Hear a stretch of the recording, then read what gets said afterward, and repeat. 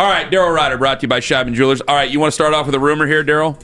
Yeah, sure. Why not? Lyman told me before the show, according to Jeremy Fowler, the Browns could be interested in Kyler Murray. Okay. Yeah, it says multiple teams will likely have quarterback openings, including the Jets and the Browns. Well, Daryl, that means it's open, but it doesn't mean do we have interest in it? Because that's a different answer. I would rather Daryl. I'd rather play with 10. I'd rather play with Dylan Gabriel.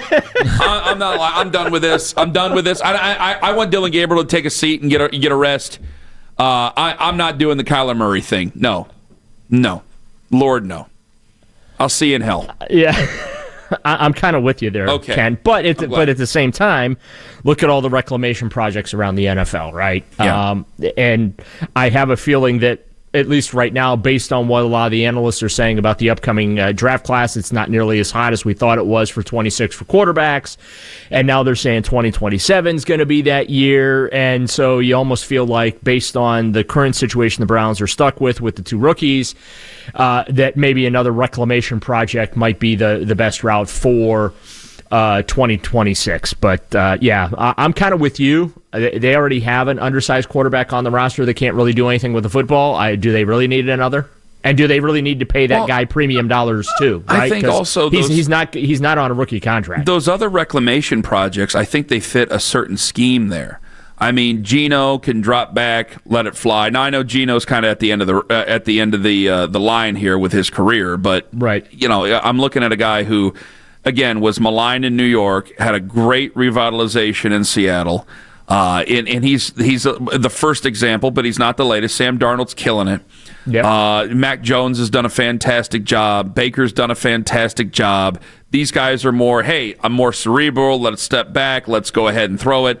Kyler Murray, I'm not doing video games conversations here. We're not doing this. I'll start at the draft, or I'll go get another reclamation project if I wanted to do something like that. Daryl Ruiter is brought to you by Scheibman Jewelers. So I'm glad we're on the same page about that. Now, our quarterback right now is Dylan Gabriel. I'm getting to the point where I actually feel bad for him. Me too. Because I've had people who go, well, you guys are ripping on Dylan Gabriel so much. I go, well, he's the quarterback of the Browns. I can't help it. But at the same time, I think he's out there way sooner than he should be. I think he's out there now longer than he should be. And I made the mention last night on 8. I said, in a situation, if you have troubled youths, how often do we blame the parents? Well, in Dylan's case, I got to blame the parents. I got to blame the Browns. I mean, this is a total mess, and you're not even giving him a chance to be successful. And that I'm going to say the same thing. I hate to say it for Shedeur Sanders by the end of this year. Yeah, well, because it's not going to get better with Shedeur. As much as we want to talk ourselves into believing that he will have to have a Herculean effort to make this better. Right, agreed, and especially with this, they didn't help Dylan in a variety of ways. One, the supporting cast is not very good, right? And then two, putting him out there before he's ready, just because he can draw things up on the whiteboard, or you can sit in front of a screen there and you can break down the film and whatever. Like, it's clear that he can see it on film in the film room. He can't see it when he's on the field. Like, that has been crystallized in these 5 starts for him, and it's part of the reason why he struggled so much. It's part of the reason why I think, too, everyone's taking up for him, not just players, but the Tommy Rees and Kevin Stefanski, right? They put the kid in a bad spot. They basically set him up to fail. And this is a guy that was already coming into the league with enough challenges. And obviously I'm talking about the physical attributes, right? He is a shorter quarterback. He's sub 6 feet tall. I don't care what they list him in the media guide as. He's below 6 feet tall. It's tough enough in the NFL to be successful when you're, that height. I did find what Tommy Rees said yesterday. He mentioned that Brock Purdy, I guess, was on a podcast or has a podcast and was talking about how a lot of times quarterbacks are throwing it and they really don't, they're not seeing much of anything. They're just trusting that their receivers are going to be in a certain spot at a certain time. And so to sit there and just say, well, it's a height issue for Dylan Gabriel and that's why he can't see what's going on, I think that was Tommy Rees's way of trying to tamp down that narrative, even though I do feel like that is a real thing, right? You saw them roll him outside the pocket multiple times against the Jets. Some of it was by design, some of it was a result of pressure, but that's what they have to do to give him, I think, better vision down the field to see what's going on, because when you're in that kind of traffic, it's just it's understandable when you're below 6 feet tall as a quarterback in the NFL. It's hard to see between the weeds. So they put him in a tough spot.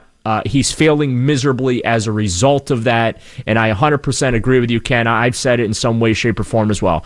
I don't blame him. I blame the people that hired him, and I blame the people that put him in a position to fail. Daryl Ruiter, brought to you by Scheib & Jewelers. Daryl, the Browns have been blown out, by my words, 4 times this year out of their 7 losses. I don't think I've seen them quit, though. But after a loss to the Jets, I worry that Sunday could be that day where we start to see some jogging and some, oh boy. Do you believe that Sunday could end up being maybe Kevin's Waterloo if they start to jog around and show that they're, they don't care? Yeah, I don't know that we're going to see that on Sunday, to be perfectly honest with you, just judging by some of the things I've heard this week. Now, I do feel like there is going to come a point in the season where it's going to be like, okay, what are we doing?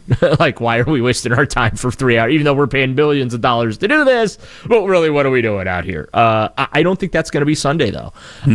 They did not play all that poorly. I realized it was 41-17, 24, ended up being a 24-point spread.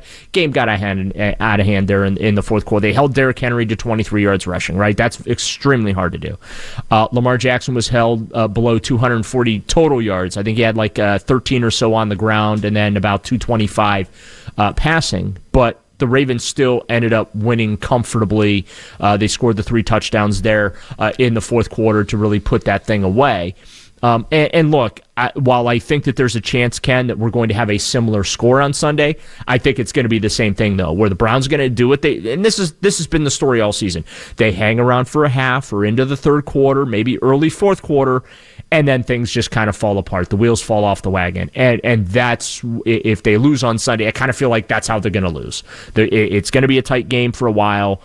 They're through a half or into the third quarter, and then they're just going to run out of steam because they got a quarterback that can't move the offense, and you got a defense there that's just completely out of gas.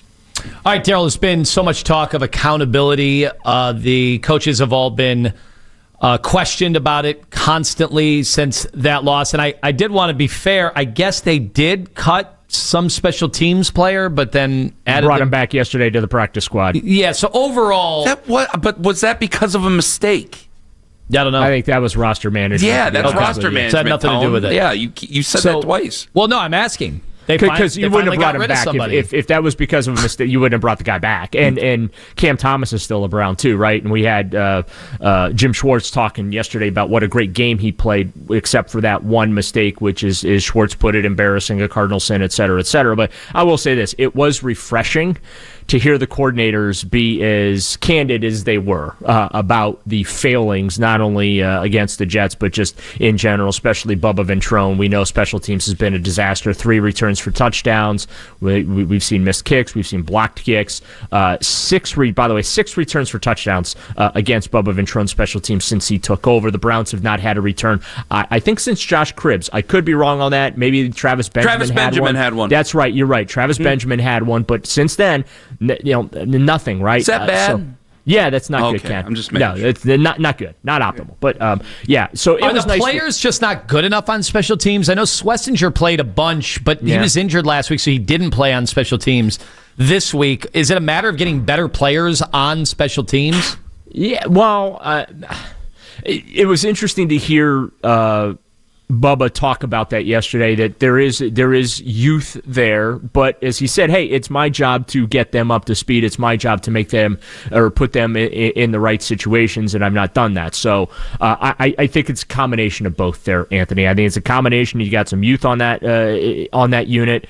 You've got guys just not paying attention to the details of the game, and when you're a bad football team, details matter. What's interesting is that you look at a team like the Jets, they're a bad team, but they're pretty good on special teams. I remember when the Browns were really, really super bad in the Josh Cribbs era, but the one thing that they were good at under Chris Tabor was they were really good at special teams. any phase, kicking, returning, gunning and blocking and tackling. Like they were always sound on special teams. And you're talking about teams that were devoid of a lot of talent offensively or defensively. So I don't know if I want to go to they just don't have enough good enough players on that unit, because the Browns got some pretty good players on the defensive side of the ball. Okay, I'll give you offense, and maybe not enough good players there. But yeah, this is not a roster that's devoid of talent. So I think, if anything, it's just a complete lack of attention to detail in that phase, and for that, Bubba Ventrone should be accountable. Daryl, it had been considered one of the more unique setups in all the NFL, Paul DePodesta in his role. Now that he's gone, are they going to change their hierarchy? I mean, that is to have somebody as central as DePodesta in that role, and now he's gone. Yeah. Have the Browns, or have you heard anything about how the team is going to shift responsibilities? Well, I don't know that they're going to go out and bring in another chief strategy officer. Also, I didn't realize that when Paul got to the Rocky Mountains, all of a sudden he turned into a comedian. He was either taking a shot at Kevin Stefanski or he was taking a shot at the media about the whole play calling comment. It was the most quintessential DePodesta thing ever, where none of us really knew exactly what he did, and then none of us know exactly what he meant by that joke.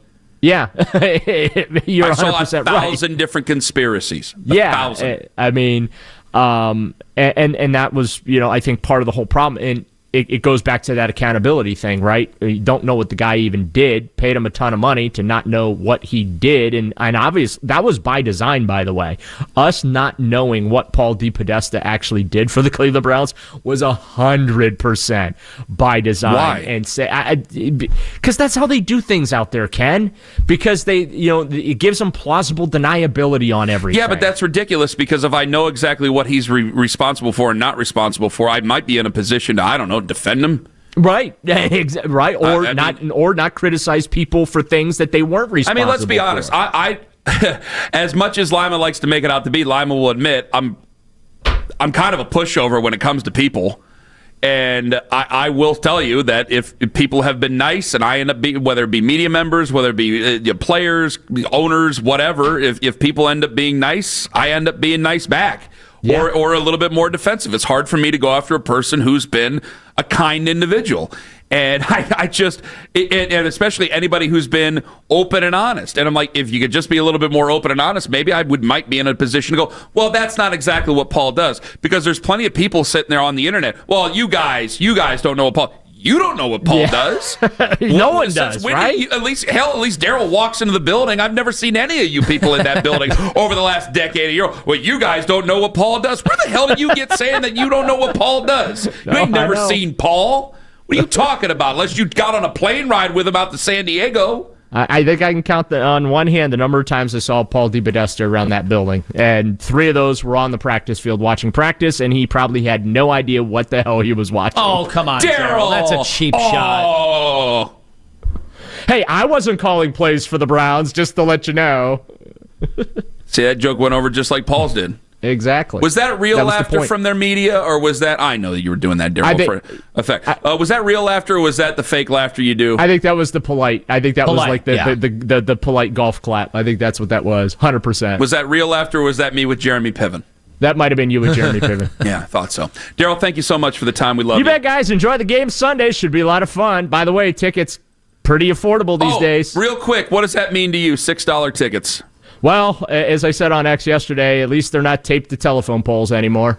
I guess that's the perk of not actually printing tickets for fans now. You don't have to drive by the stadium and see them taped to telephone poles and parking meters. We always have our giveaway. Daryl, we had a giveaway once. We had a Browns ticket giveaway at a tailgate. Yep.